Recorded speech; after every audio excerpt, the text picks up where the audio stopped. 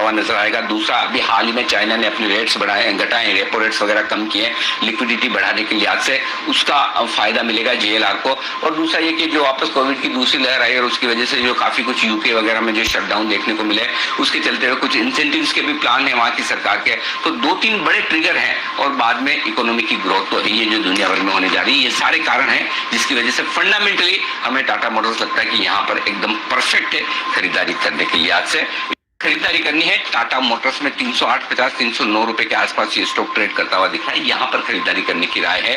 एक Contra trade है, profit warning के बाद कोई लोग इस स्टॉक की तरफ देख नहीं रहे। ये ठीक वैसा ही हाई कन्विक्शन ट्रेड है जैसा आपने DLF में 290 के आसपास देखा था और 5-7 दिन में DLF जिस तरह से तेजी से भागा, टाटा मोटर्स भी एग्जैक्टली वैसा ही हाई कन्विक्शन ट्रेड है। और सबसे बढ़िया बात है, कमजोर ट्रेडर्स और फंड्स जिन्हें टाटा मोटर्स बेचना था वो बेचकर निकल चुके हैं और अब यहाँ से हमें डाउन साइड रिस्क काफी कम लगती है और एक बढ़िया अपसाइड मूव हो सकता है।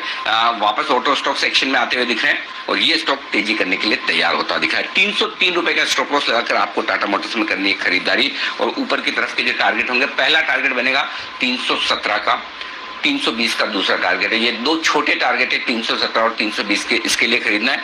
मीडियम टारगेट 325 का है और जो पोजिशनल ट्रेड करना चाहते हैं 15-20 दिनों के लिए, उनको 335 तक का टारगेट रखना चाहिए। तो 4 टारगेट मैं आपको दे रहा हूँ, 317, 320, 325 और 335, यानी कि लगभग यहाँ से आपको 8-10% तक की अपसाइड आराम से मिल सकती है, ऐसा मेरा समझना है। तो टाटा मोटर्स यहाँ से कमाल दिखा सकता है।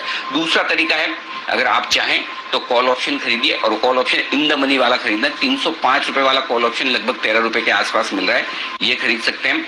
8 रुपए का स्टॉप लॉस लगाएं, 20 और 25 रुपए के 2 टारगेट के लिए यहाँ पर खरीदारी करें। तो 305 रुपए वाला कॉल ऑप्शन टाटा मोटर्स का 13 रुपए में खरीदने की राय है। 8 रुपए का स्टॉप लॉस और 20 और 25 रुपए।